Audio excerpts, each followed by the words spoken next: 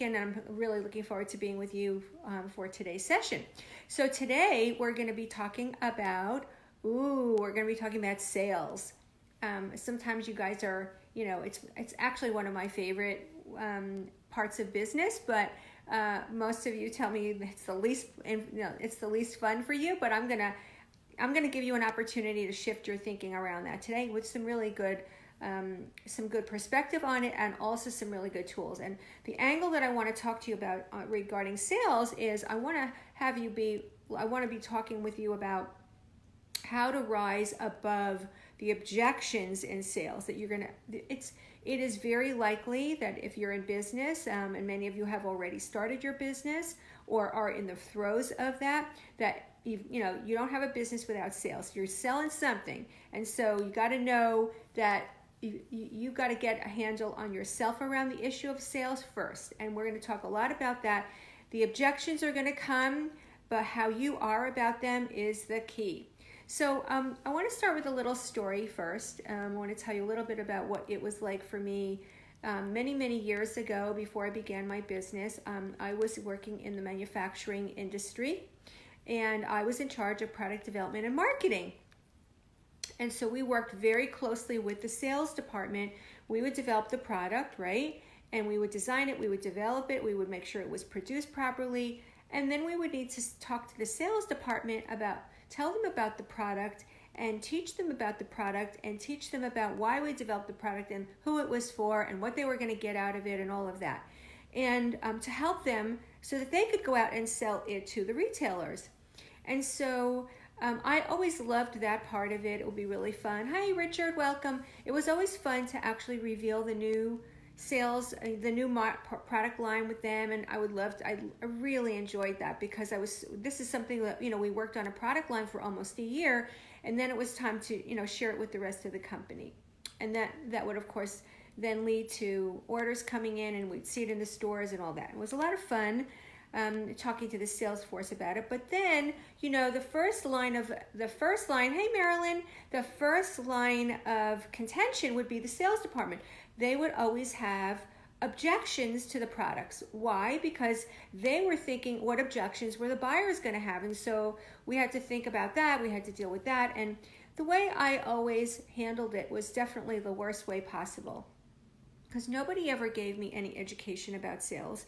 I mean, all of my background was in the research and the development and on the strategic side, but not on the sales side. So when I would share it with the sales department, and they came up with objections about the product line, my first approach would be, go into convincing mode. Like, they're wrong, I'm right, they don't get it, let me convince them. And once they get my perspective, everything will be great. How do you think that went? Not very well. So yeah, that was the first line of, defense that I was really struggling with. And then very often, as the product manager and the head of product, I would be invited to, because the sales force really didn't know the product line very well. At the beginning, they would ask me to, hey Virginia, welcome. They would ask me to speak to the retailers and the buyers and share the product line with them and present. And so they would come up with objections, and my approach was, more polite, but it was definitely, you don't get it, you're wrong, and I went into convincing mode. So one of my best friends was also in the same industry as me, and we would ride the train home together, and she would say, I would tell her about the situation, and she would turn to me and she would say, Nancy, she said, she was in sales, by the way. Her job was to actually sell the product in her company. She'd say, I think they should really leave you out of every sales meeting. Like, it is not your thing. Like, leave the selling to the salespeople. Like, you are the worst at it. And like, you are, this is not the way to do it. And of course, I thought she was wrong. So I didn't really get it until I went into my own business. So they would want to keep me as far away from, I was really good at presenting the line, but when it came to actually engaging in a conversation that would move the line from our offices and our production line into their stores, it wasn't going to go very well. So when I went into my own business, I didn't realize right away that no matter what, when you're in business, business is basically the exchange of services or products for currency. And that's all it is. And I realized that, now it was not going to be a tangible product anymore, that what I was teaching, what I was coaching, who I am, I was the product. My knowledge was the product. My ability to help people achieve results was the product. And I knew that I didn't know anything about selling. So I went on a self-study course for sales. And, I did a lot of courses around it. And there were a lot of, things I learned, like spin selling and consultative selling and all of that. But you know what? At the end of the day, that's not really what really allowed me to have the biggest breakthrough. And I think that a lot of it was, my biggest breakthrough in selling really came when I began to understand how people really buy, and when I really understood more about the internal workings of what makes people move from, receiving information into actually taking action on purchasing something, whether it be a service, whether it be a product. I really started to understand why the way I had been doing it had not worked. So the first thing I want to tell you is the most important thing about sales is mindset. Your mindset and understanding the mindset of your potential clients. If you do not get mindset and you don't understand your own, and if you don't really know what's really motivating you internally from a mindset place and what your fears and challenges are, you're not going to be able to engage the right people to work with you. And they're going to be a mirror of how you feel about yourself. It's just the way it is. They're the mirror. So there's no running from that. And when you don't understand the way they think or the way they feel or if you can't put yourself in their shoes, you can't make a difference with them either, because they're going to feel that. They're going to feel that you're in convincing mode and in logic mode.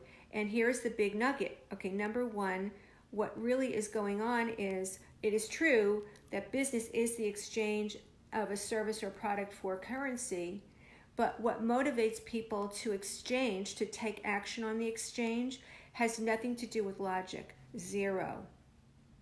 Now, you may not believe me. I know that you think you purchase things from logic and analyzing and tactical strategy, but it is not really the truth. Every single purchase you have ever made in your life from day one, and every purchase anybody ever makes, starts with an emotional reaction or an emotional experience. And that is because our thoughts are all emotionally based. Every time we have a thought, there is an emotion that is corresponding to it, and then chemicals are released. So, therefore, if you are in logic mode in a presentation, you're obviously not going to reach into the emotions of the people across from you, and that's why you can't engage them at the level that you really want. You've got to understand that you've got to get your own mindset and emotion clear in your own world, and you have to transform that first, and then you can actually start to get into the mindset of your potential clients. Learning how they feel and think is the first step in ever rising above any kind of objections. So let me show you exactly what I mean. As soon as you start hearing the word objections, what's the first thought you think about? Usually it's something like, uh-oh, or I hate objections, or fear, or, like sort of the fight kind of a thing, right? Fight kind of reaction. That's an emotion. There's fear, there's worry, there's doubt. And on the other side, when people tell you that, they're skeptical, it's because emotionally they feel like they're going to make a mistake. Emotionally, they're going to have a reaction where they were taken, or they're going to be scammed, or they're going to be sorry, or they have an emotion around releasing money for the exchange of something. So there's always going to be an emotion on your end and an emotion on their end. So this is why I say, if you understand that you can write this down. People always buy from emotion and they justify with logic. It's just the way it is. But most people try to logic their way into a sale. Forget it. Isn't going to work, never will, never has. That's why sometimes the most successful salespeople, they hardly even have to talk to you about the product or the service. People buy them, and it's because how they make people feel. just very fascinating. So anyway, first of all, yeah, so Meryl, I know you're feeling about them. You almost feel their pain. Well, you're the mirror. You're attracting people because you feel emotion about money. You're going to attract other people who have an emotion about money. So there you go. So if you're fearful about money, then you're going to attract the fear in other people you're going to attract people who have the same similar fear about money that you do. So that's why I always say you've got to go to work on your own mindset first before you can go to work on the mindset of your potential clients. It is critical because they're the mirror of you. And that is why when I work with my students, it's always working on mindset first. You cannot jump over that. If you jump over it, it's just going to keep coming back at you. And your sales are not going to get better. You're just going to be more frustrated. Okay, so mindset first. Now, the biggest thing I really got when I started was so how did I get beyond the fear, my fear of failure, my fear of hearing no, my fear of not having enough money, all those fears, same thing, I was clear, those were my fears. Okay, but how am I going to get beyond that? So I realized something very powerful. And I said, well, I learned something beyond, this wasn't me understanding it like just came out of the blue. I did a lot of studying around it, and I began to realize that when you're telling people and trying to convince them, they're going to move away. But if you're asking people stuff, if you're asking them and digging in there and being curious about them and not trying to get them to do something, they're going to come toward you. So the first thing I started to do was I started to become very good at asking people lots of questions that had nothing to do with me making a sale with them. I really started to dig in there and find out what's going on in your business, what's going on in your life, what's going on in your world. How do you like to operate? Who are your colleagues? Who are you? I started to ask people really good questions and engage them in dialogue. Now, over the years, the way I navigate through sales conversations is way, way more effective and concise because I've learned how to do that. And there are a lot of there are a lot of tools that I've incorporated into my approach to selling today. And my commitment is that I don't want people to ever feel sold. And so if I'm making them feel sold, that's on me, not on them. So the first thing is to be curious and to really take your mind off of, am I going to get the client? If you are going to focus on, am I getting this client? Am I getting this client? Am I getting this client? Am I getting this client? Am I getting this client? You're not going to have a client. They're going to feel that. You have to really just be interested in them and find out what's going on with them and learn about them. So that once you open the door to that, they start to feel emotionally drawn to you instead of emotionally rejecting you. So that's the first thing. So I really believe that if you start to recognize and start to treat, the first immediate thing is to go work on your own mindset. What are your fears that you're going to be bringing to this table, and work on transforming them first. Then you can start to attract the right people into your field, into your arena. Then really let go of getting the client. And if you stop focusing on what you're going to get on you, and focus on them, and finding out how you can really make a difference with them in the conversation, they're going to come towards you and not away from you. So every time you're fearful of objections, who's that about? It's about you. It's not about the client. Because if you were really all about them, you would try to find out what's really worrying them, not thinking about what's worrying you. So you've got to learn how to divorce your mind from worrying about you and focus on them. It's a process, but I started to get really good at it. And I did it in baby steps. Like I would go into a meeting with someone and I just said, okay, now for the next hour, no more worrying about me. I don't count. I just want to learn about them. I started with curiosity, and it's worked ever since. And I started to get really good at it, and you know what? It was way more fun than trying to be in convincing mode. Oh my God. And and another thing, when I started to really ask questions, the fear went away because I was focused on them. It was really great. It doesn't mean that you're not eventually going to have to lead back to, okay, where is the connection point and how do we move from A to Z? Z being, closing the sale, but not everybody's going to be right for that. So that's another thing, when you're asking really good questions, some people are just not right for you to work with. and you want to know that ASAP. You want to disqualify as many people as possible as early as possible, so that you're not struggling to try to get them. So, okay, so let me talk about the major objections. The major objections are time, money, will it work, I've got to talk to my husband or my wife, but at the end of the day, they're all the same. They're just fear. They're just a fear that, I'm going to invest my time and I can't really do it. I'm not going to be good at it, or I won't be able to accomplish it. Fear that I don't have enough money, or I'm making a mistake about spending money on this, or I'm not going to get my money back, or I can't afford it, or all the stuff that is going through all of their minds. And these things are going through your mind too. So if you keep hearing yourself saying, I can't afford this, I can't afford that, I don't have the money, guess what you're attracting? I can't afford it, I don't have the money, I can't afford it, I don't have the money. So that's why it's always going to come back to your mindset first. So the objections that people are coming up to you about are really, those objections are coming from their fears. Now, it would be really helpful for you to really uncover the fears much earlier than when you finally unveil what the offer is and seeing if there's a match.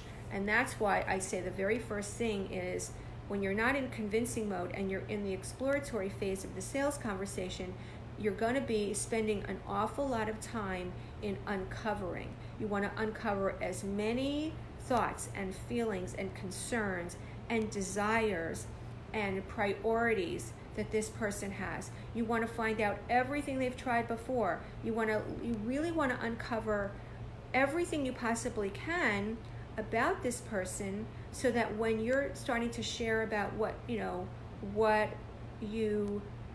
you guys might match, you're going to come from a knowledgeable place. And not only that, but there are going to be some people that right off the bat they're not right for you, and if you try to push them through, you're going to be pulling them through too.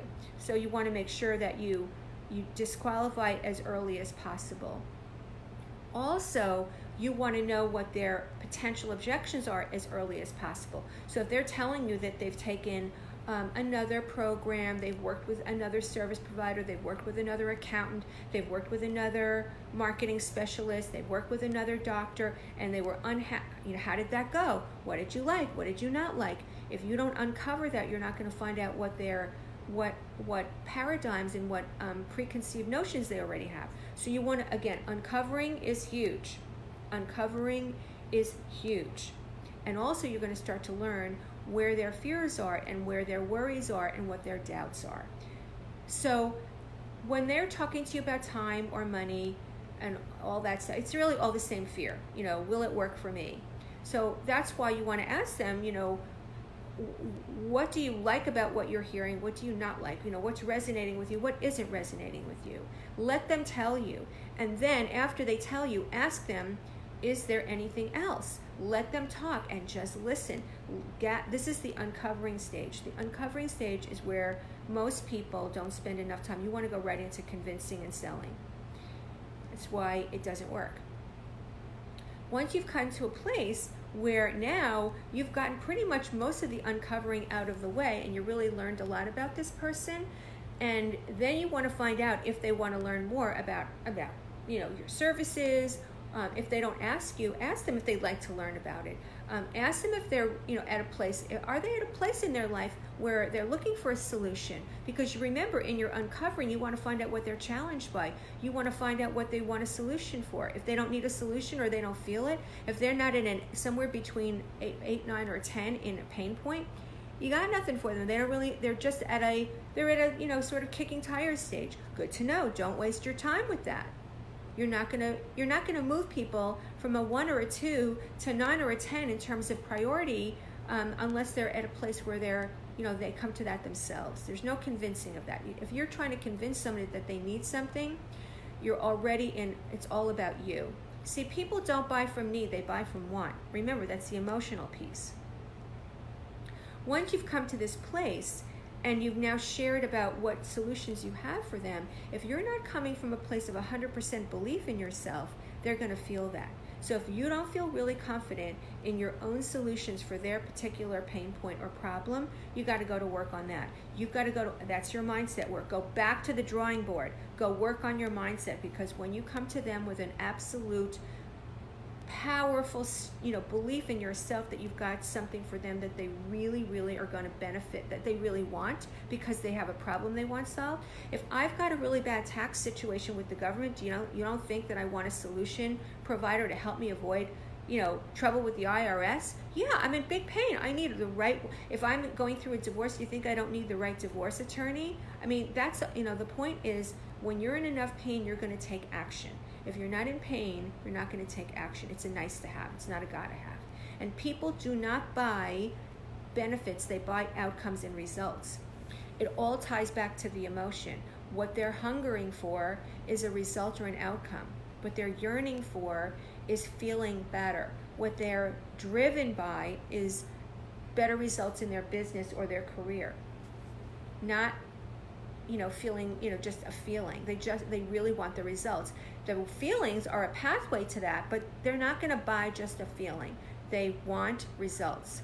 They want to feel better about themselves so they can be confident in an interview. They want to think better about themselves so they can make the sale. They want to be more confident so they can attract the best partner in life. All of that is truly, it's the so that. Most of you guys are thinking about selling as trying to convince people for something that they should buy something that they need. They're only going to buy what they really want because people are always going to do what they really want and not what they need. I didn't make them that way. That's just the way they are. All right, so let's see. You got to go to work on your mindset. It's first about you, then about, you got to work on your own mindset first, and then start to understand their mindset. You have to take yourself out of the conversation in sales and really dig in there and uncover in the conversation. When they come up with objections, you've got to recognize that those objections are not about what they're saying the objection is. It's only about their fear. Fear about time, fear about money. Will it work for me? Am I going to make a mistake? What is my husband or wife going to say? Those are all the fears. And so you've got to get to the truth with people. Learning how to get to the truth with people is not like a one-liner. It's a skill developed in a process that you can learn. But it takes time, and it takes practice, and it takes repetition. And you have to be willing to trip and fall a little bit and then get back up, and next time will be better, and next time will be better. And that's how we learn it. The way to really understand it, the biggest thing I want you to walk away from from today's session is, if you don't go to work on your own fears and your own worries about selling and mindset, about your own capabilities, you're going to be dragging that into every conversation with potential clients. If you're worried more about their objections, I think you're putting the cart before the horse. The real objections are within you first.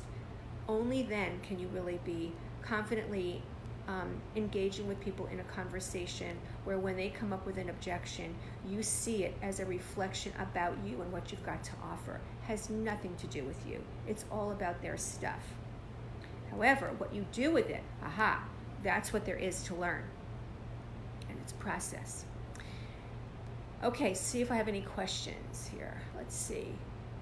Oh boy, is mindset critical. I didn't understand this for so long, but now you're beginning. Yes, it takes a while to really get that, because you're walking into a conversation with people with your own mindset driving the bus. And it's usually, unless you've worked on it really well, it's going to drive the bus in the exact opposite direction that you want, and you're going to push people away. And then you need to understand that their mindset is not something, learning how to navigate, understand it, appreciate it, and not try to change their thinking is a critical thing too, because as soon as you try to change people's thinking and about how they feel about things, you're going to push them away. Letting them have an experience that you get where they're coming from and helping them get to the truth, helping them get to a deeper truth about what they truly want is the key. Now, how to do that is a learning process, and I get that it doesn't happen overnight. All right, what other questions do you guys have? Is this making sense for you guys? Just give me a big thumbs up if it makes sense. Not that it's comfy, it will be comfy. It's a lot of fun once you get it, once you get the puzzle pieces. It really, in fact, I was stunned. I got to be so, and I enjoyed the process so much. I loved the curiosity part. I loved the uncovering part. I loved helping people. I loved matching, what their pain point was with what I had to offer. I loved it. And I loved the objections because it was like a little game. I made it a game. And eventually got to be really fun. In fact, it got to be so much fun, and I got to be, effective enough at it that I said, gee, I think I should teach this. And I did. That's what got me into working with a lot of professionals, because they didn't know how to have sales conversations and networking conversations and all that stuff. Yes, it keeps helping to hear it. And one other thing, you guys, one of the things that I really did a lot was I role played with other people, with my mentors, and role playing was very, very important, because it's one thing to hear it or read about it. It's another thing to role play it and then reverse it, and role play it and reverse it, and eventually you start to hone your skills in it. And when you start to not feel threatened when someone raises an objection, and understand that it's your opportunity and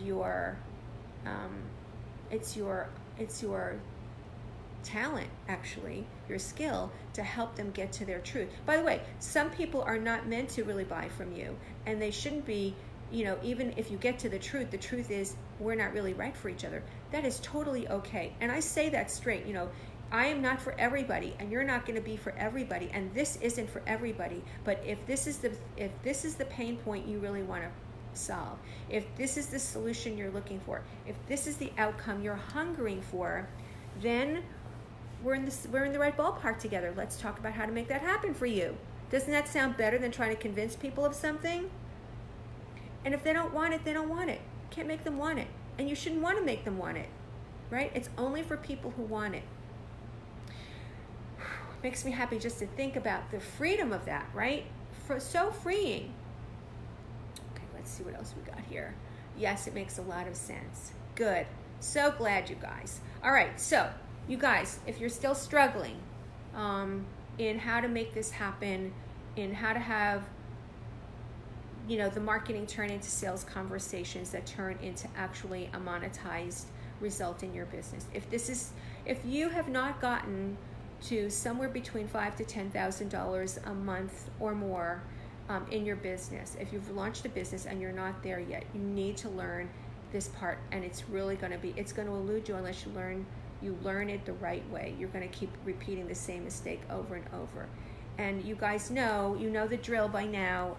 You can continue to struggle, or you can bite the bullet. Hey, listen, I'm glad I bit the bullet a long time ago, and I continue to, because I always want to keep upping my game.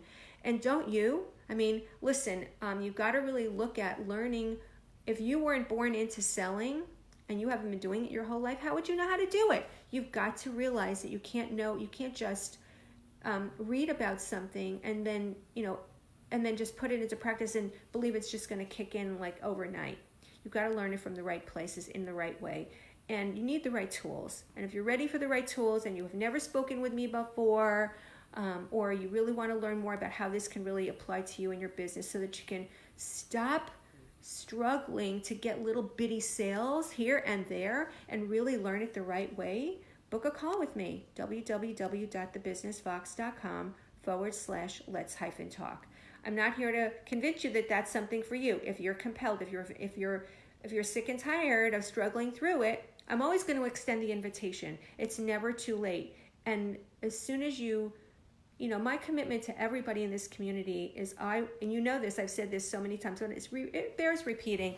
I am committed that everybody in this community, in starting a business, a service-based business, that you do what you really love, that feels like a true fit for you, and that you make a lot of money doing it. You're helping others, and you're making a lot of money doing what you love and what you're meant to do. And that's a beautiful match in life. What could be better than having that be your vocation in life, right? And your purpose in life. So with that being said, I just want you to know that I'm here for you. Hey, Tonya, how are you? Welcome. So www.thebusinessvox.com/let's-talk. I'm happy to have a discovery call with you.